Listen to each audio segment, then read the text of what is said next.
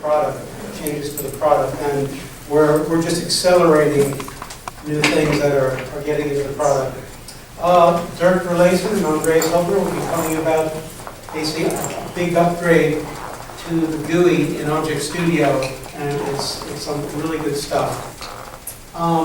Les will be talking also on Wednesday about internationalization, a little bit of the history of it, and the history of it in our product. So I hope you find these talks of interest and welcome you to them.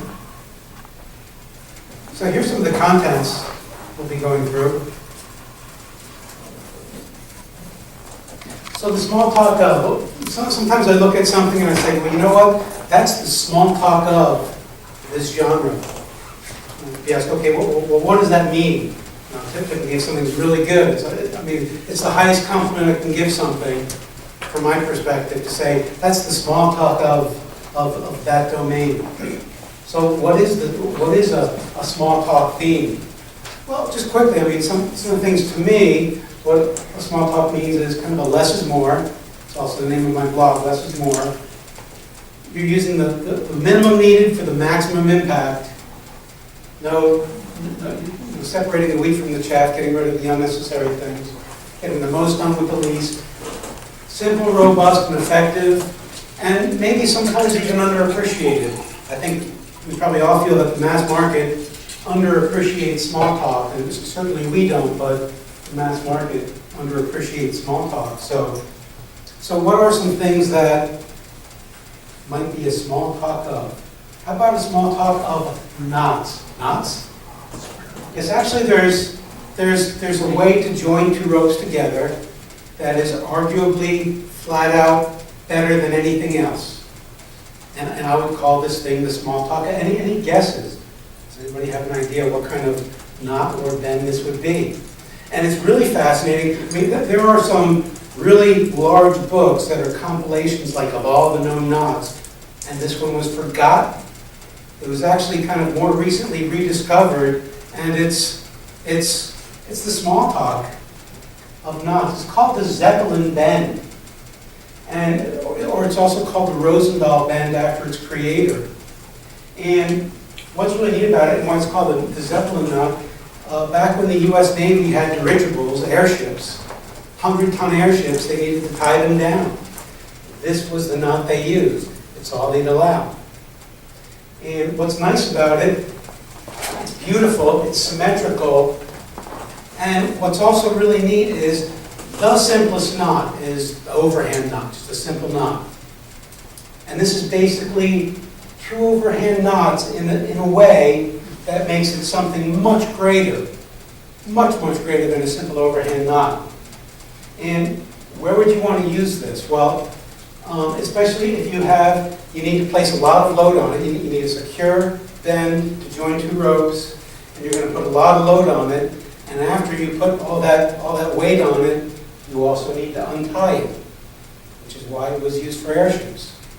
So if you were ever, I think we were all probably at one time, and some of you may still be a poor college student, and you needed to do something like tow your car, and you needed to join two ropes, or maybe you needed to tow a boat that ran out of gas, this would be your go-to knot.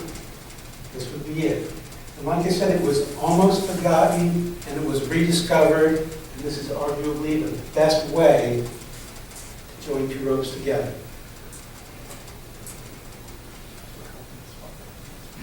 What else the small talk of? Well, how about the small talk of supercars? I had seen this one time, and I said, what, that one, and you can see if you can figure out which one. Here's two supercars. The McLaren F1, which was actually developed in 1992, and the Bugatti Veyron 15 years later, so much newer technology.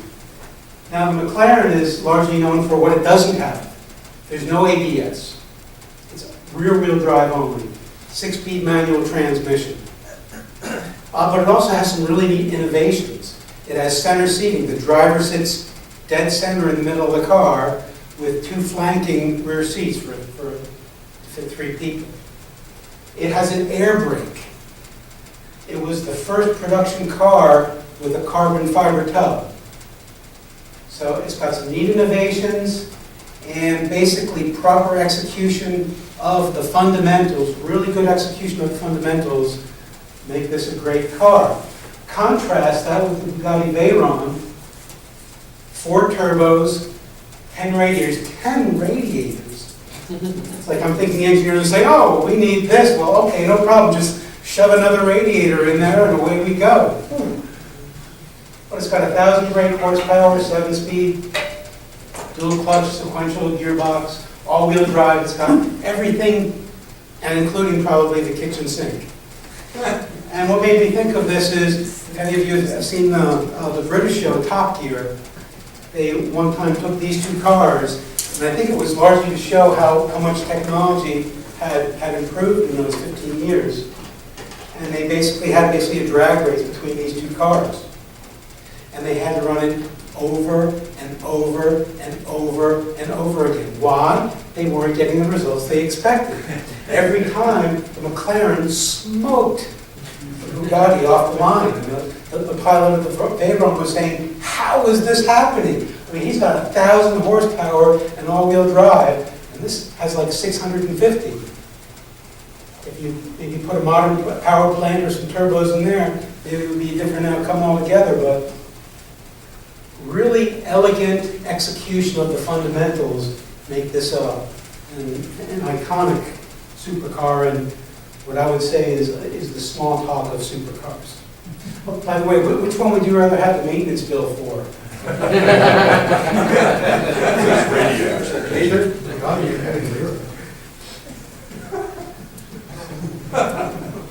Now I'll talk about some other, a few of my favorite things. Poly, matrix, and green threads. One thing that's been around for a while, being able to do concurrency in your applications to increase throughput. Of course, in our products, we have the low-level nuts and bolts for you to build a distributed application from the ground up. Well, what if that's not what you want? What if you already have an application, or you just want something and you want some simple, easy concurrency? I mean, concurrency is really powerful, but as the ability to use concurrency, the usefulness of it goes up linearly, the opportunity for problems to creep in goes up exponentially. So it's not without its cost. But one of the things that always bothered me was you pretty much can't get a computer today that's not multi-core. So almost all the computers you buy, they're multi-core, but I can start one of our products on it and we basically be just using 1 core. So you're looking in the resource things as 25%. 25%? Come on, you can do better than that. So I challenged some of our engineers, give me something that is small talk simple, that is a small talk simple way to let me use those multi-cores.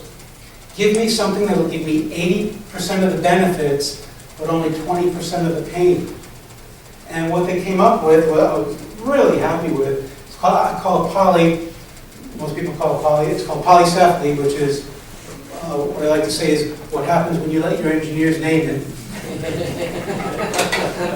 Polycephaly 2 was renamed Matrix, we call it Matrix now, with a capital X at the end because it uses the extremes framework. So polycephaly is a simple framework that lets you start up headless images and hand them work. Here, do this block of work, it returns the results. And you can develop your own simple framework, like I have a stack of work, and say I start up 3 headless images, which is just 1 line.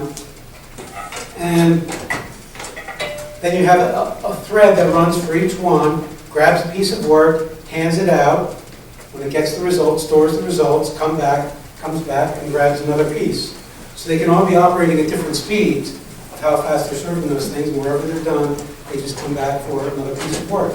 And the thing is, it's a minimal code change, so if you have do A, do B, do C, it's really easy to use polycephaly or matrix to really do a big increase in performance, throughput in your system.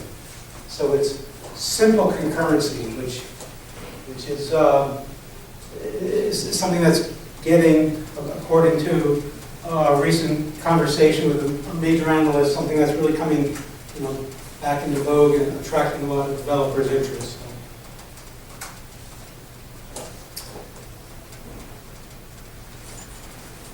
Polycephaly's approach, as I mentioned, is basically coordinating multiple headless images. So I described how it's used. So here was an example. I had a lot of presentation all about polycephaly, but so if your things are relatively independent and sequential, really easy to use. And again, this is not a panacea or some amazing new thing that has been invented. It's just a nice execution of what you can do. So you can't use it in every situation, but where you can use it, it tends to work really well. And it does some nice things. If you run into problems and shut down your main image, all the headless images go away too. If you run into an exception on one, it passes that back to the main image. If you want to debug what that problem is, you just make one word change, and all those images come up headful instead of headless, so you can see and fix the error. So it's got a lot of nicely thought out things that are in it. Now Matrix is like polycephaly, but it uses extremes, it uses sockets, a little more robust instead of pipes, and it also allows you to talk to not just on your machine using multiple cores, but allows you to use a grid as well. So that's kind of the next step up from there. Green threads. I think a lot of people have often thought of green threads as basically inferior and pretend native threads, but I think in a lot of ways they're becoming more relevant. You can have a situation where you have to wait a amount of time or do something asynchronously. So here's an example. If say you have a problem where you're making an HTTP call, getting it back, parsing the data, and storing the result. Well, here's kind of what it would look like if you have a bunch of those calls to make. The orange part is the call, it's really fast. The white part is the wait, that's the most time. You're sitting there waiting for it to return. And the gray part is processing that, also very short. But of course you can see if you do one, then you're all done, and then you begin the second, and then you begin the third. The majority of your time is simply spent waiting. Well, green threads are great for this because you can start 500 of them in just a fraction in an idle. And I know there's limitations on how many native threads you can start, so these are very lightweight and perfect for solving problems like this. So if you redid it to use green threads, now you're basically overlapping all of that waiting and compressing the amount of time. So a simple way to use something that's maybe underappreciated, but is an excellent solution for this type of problem.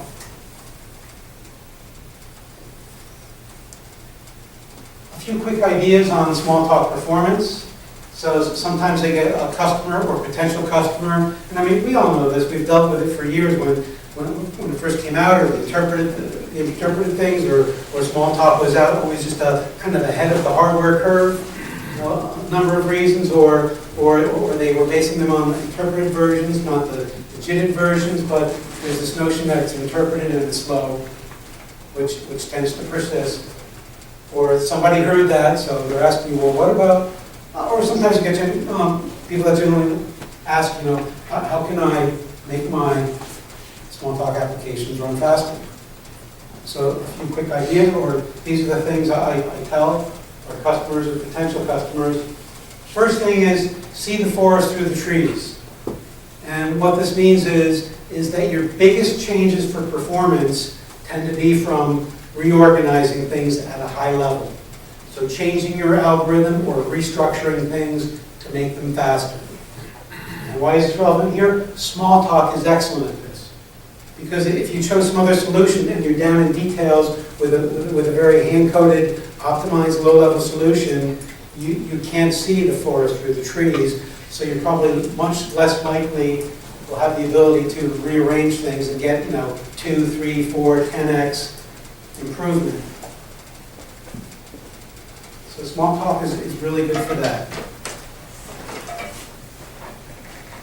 C, if there's a small time critical section, of course, you can write it in C and call it from Smalltalk. And so many times over the past, when we started with a customer, they say, oh yeah, well, we're going to be doing this. And then you check back with later, and oh no, it was way, much faster than we expected and much faster than needed, so we never did any of this. Or at least I think it was comforting to them knowing that this was an option, because they had this incorrect notion. Use what you have. I mentioned you almost can't buy it. I think my phone, I think, is multi-core, seriously. So it's hard to buy a computer that's not multi-core, so make sure you're using it. And we have frameworks like Polycephy and Matrix that let you leverage multi-core processors. 64 bits. Now, big caveat here, some people not really familiar with what 64-bit is, often have the incorrect notion that if I just take my 32-bit application and move it to 64-bit, it'll run faster because it's 64-bit. And that's not, I mean, a lot of people think that. And of course, it's not the case. They run even a little bit slower because all things being equal, you're shuffling around more data. But it can be faster. You should move to a 64-bit solution if you can take advantage of it. So what can you take advantage of? Well, if you're kind of running into the threshold of how much memory or how many objects you can have in your 32-bit image, this might be good. The object space in 64-bit is vastly larger. Another area, small integer in our products is optimized. It's an immediate object. So if you're just bumping over that into large positive or large negative integers, number crunching will be a little slower. When you cross that threshold, 64-bit has a much higher threshold for that. So if you're at that threshold, this may be operate much faster. Also, it has some small doubles, which are immediate floats also. So those are some areas where maybe it makes sense. Maybe just load your application into a 64-bit image and benchmark it or try it. But don't move into it just because it's 64-bit. Use what you have. Number 2. A lot of machines have video cards with very powerful GPUs, and we've even done some experiments with things, an interface to CUDA, where basically you can use the very fast parallel computation on your graphics card to speed up if you're doing lots of number crunching. That lends itself to that. And I know we have some customers that are in fact doing this. There's also another, OpenCL is a more general framework of this. So that is a possibility. Base product performance improvements, that is something that we have been doing some of, and in the next couple of releases we're going to be paying a little more attention to that. And that is looking for some ways where we can improve that. The last couple of the upcoming release and the last release, we've had some performance improvements in scavenging and garbage collection in the VM. We've actually simplified things and made it a bit smaller. We're looking in some areas to improve some of the algorithms in the image to, again, get some performance boost. So, of course, if we improve the base product performance, most people will basically just get a speed up without ripping their code apart. And last but not least is profiling. And it's being shown, it doesn't matter how smart you are, that usually guesses are just plain wrong. It's really hard to tell just where the time is being spent unless you've done something egregious and you're aware of it. So use the profiling tools that show you what time is being spent, because if you have code that's taking 1% of the time and you make it 3 times faster, nobody's going to notice. But if you've got code that you're spending 60% of your time in and you make it 3 times faster, that's going to be really have a big impact and a big difference.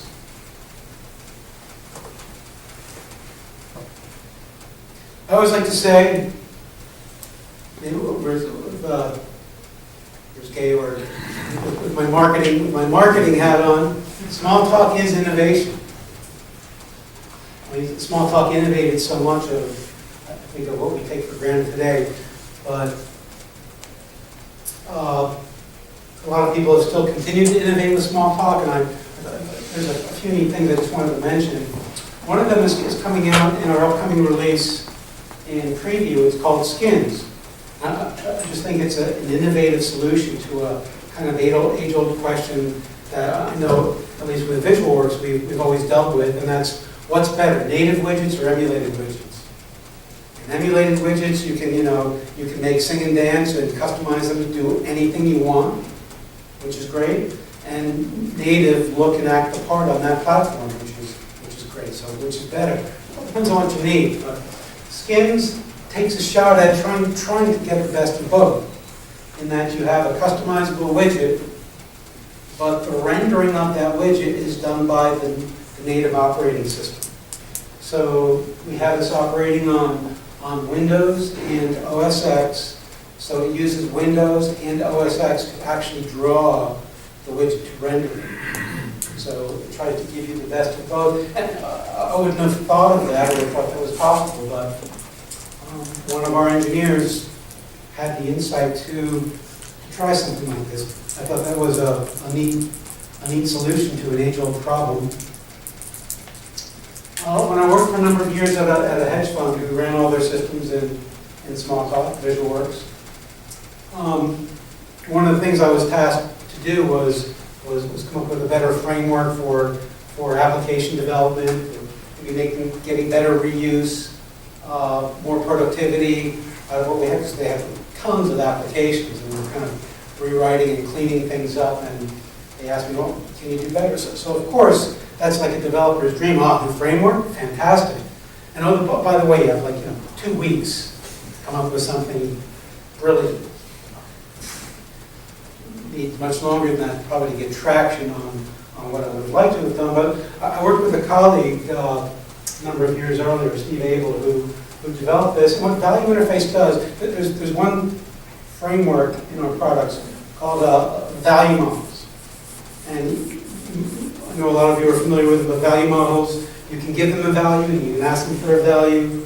And they also, when you give them a value, if anybody's subscribed in interest, they'll let them know that there's been a change. And there's a number of things, and they're kind of, I think of them like the Tinker Toy components of our Smalltalk products. What Value Interface does is basically takes that idea and scales it up to the application level. So what does that mean? Well, here's just some of what it can do. 3 things that it makes really easy is connecting widgets to the domain. So in the property for an input field, if I want to get the name of the person domain, I can say my name or my first name. Pretty straightforward. Reacting to domain changes is basically all set up to wire the things together. And here's the big one though, connecting and reusing applications. So if you had, for example, so as a trivial example, if you had an application that gives you a list of stocks and another application that gives you the details of the stock, here's an initialized method of putting these 2 applications together.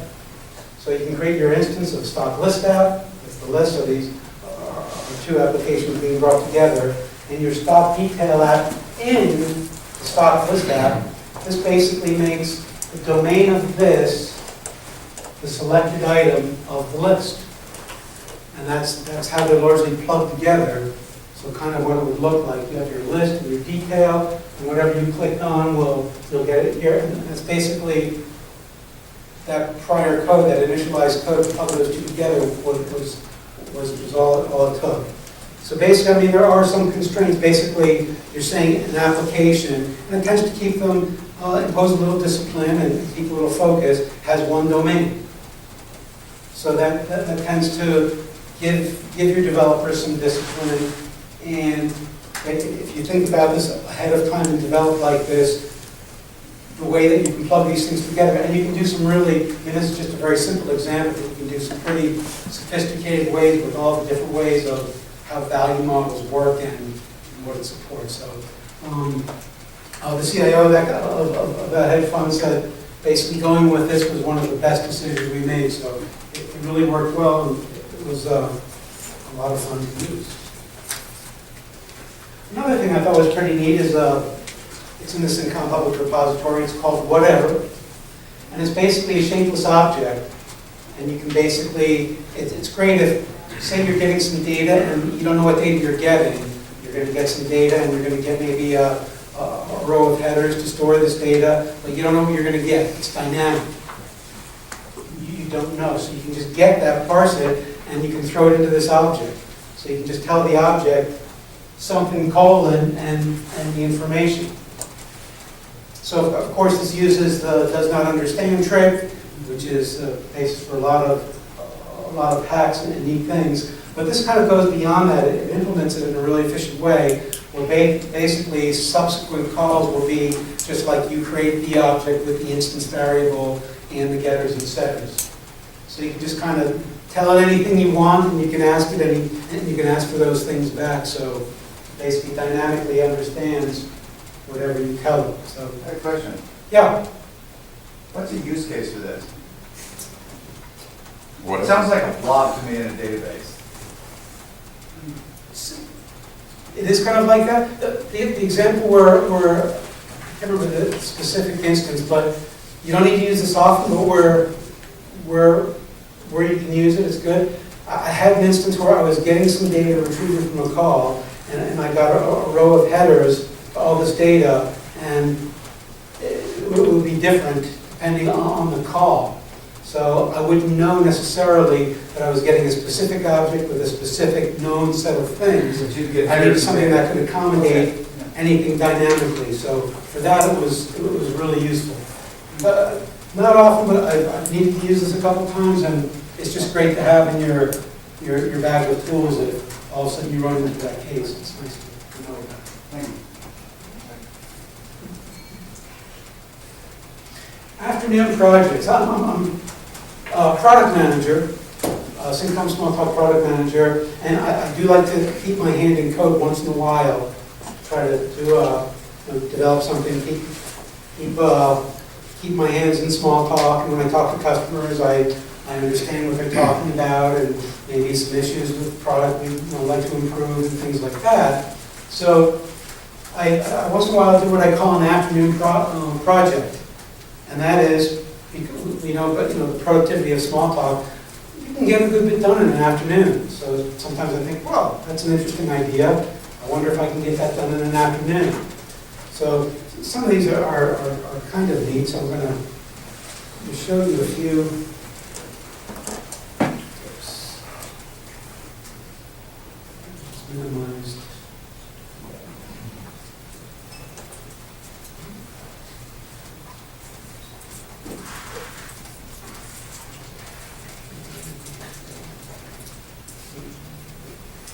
Okay, a couple of years, 2-3 years back, I read in the news it was the anniversary for the game of Tetris, which was kind of neat. They were talking about that, the impact that game had when it came out. So I was like, oh, that would be a neat thing to kind of develop. So I made that an afternoon project, and within an afternoon, had basically something running. And I didn't go too crazy. So basically, you have a number of pieces, and you can spin those pieces around. You can move them left and right. You can drop them.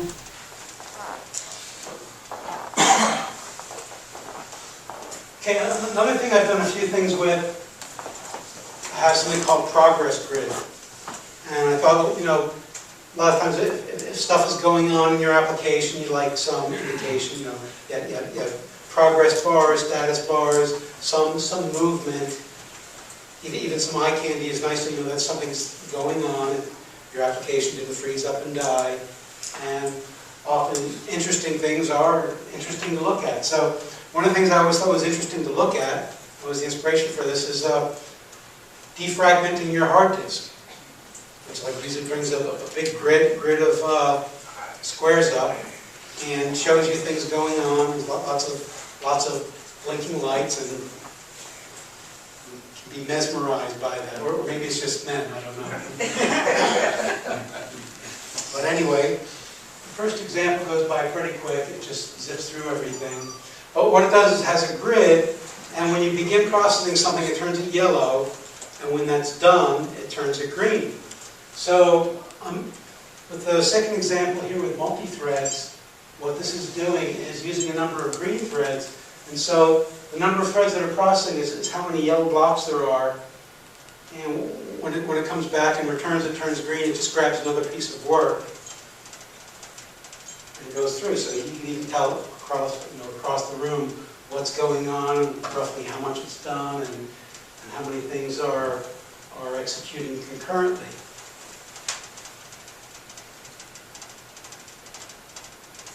And so that's with green threads, and you might be asking, well, what about like using this with polycephalate? 5 minutes? Yes. What is the time there?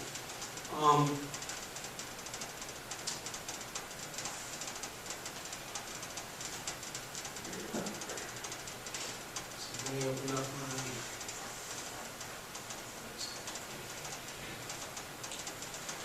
the activity monitor, just so you can see. There's one visual works running right here. And when I open up this, the first thing it does is starts up 1, 2, 3, 4, 5, 6, 7 headless images, and is handing the work out to them. So what I was describing before, this is an example of exactly that. So it's kind of fun to see the work that's going on all those other images. And then they all go over.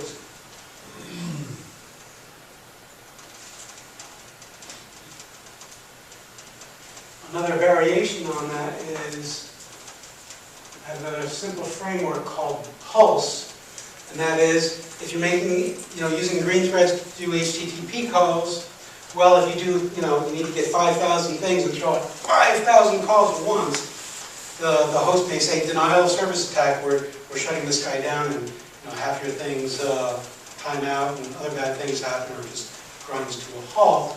So you can have a number of how many you want out there at once. So if you want to put 100 out there at once, then what Pulse does is waits a predetermined amount of time, like half a second, and says how many have completed. 40 have completed, throw out another 40. 100 have completed, throw out another 100, and decrease the wait time. So it's dynamically adaptive, and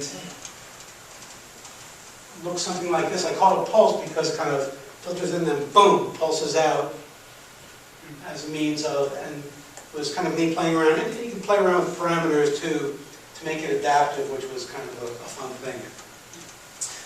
And last but not least, it says quantitative model. I read an article, I read some business articles and technology articles on the weekends in particular, and I read about another interesting thing. That sounds neat.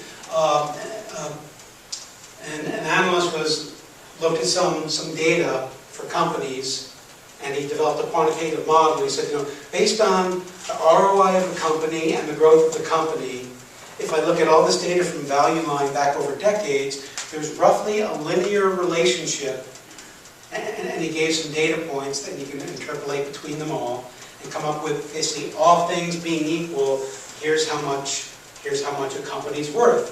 So it's like, great, can I do that as an afternoon project? And this is what it looks like. And what I did was make it, and some of it's pretty quick and dirty and ugly. I do an HTTP call to Yahoo Finance, get it back, and hack my way through it and pull the values reliably, but quick and dirty, pull out the values. I didn't want to build a big framework for a quick and dirty project. So I get the annual profit growth, the percentage profit, the ROI, and the revenue growth. You also need the what are sales, the number of shares, and then through this model, basically says, okay, here's the fair value of that. And then here's the current price of it. So I do a factor. So this one, the price is $22, and it says, okay, based on this model, it says it's worth $67. So the price is 1/3, 0.33 of what he says the fair value is. Now, of course, often there's lots of reasons that would come up like that on here. It could just be about the die. I mean, this is a very simplistic model, but you could actually use it to compare a number of similar companies to them. But I just kind of wanted to see, okay, well, here's something that sounds really interesting. Can I bang that out in an afternoon? And of course, we know the capabilities of Smalltalk, and you can.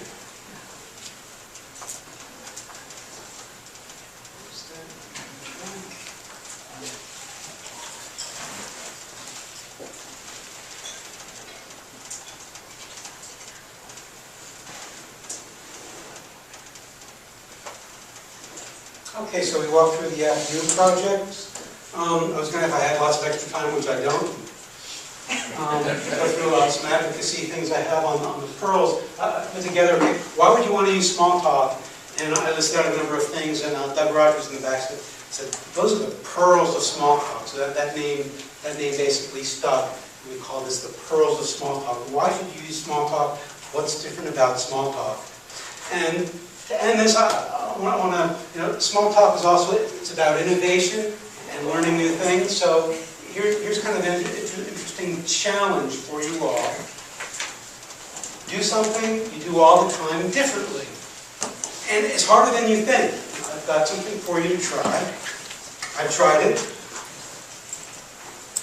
Tying your shoes. And Suzanne was going to demonstrate this, but she doesn't have laces today. So this is the fastest knot. Here it is actually on a shoe. And you basically start the way you normally do to tie your shoelace, and then basically you have two loops, and you just go. And once you're familiar with this, you can just go like that. So it is the fastest way to tie a shoelace. It's also good if you're running a little low on your lace broke, you don't have enough space. And if anybody asks, yes, I did tie my shoes this way. I'm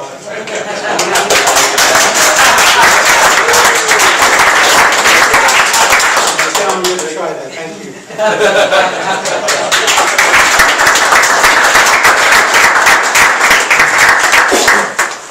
Any questions?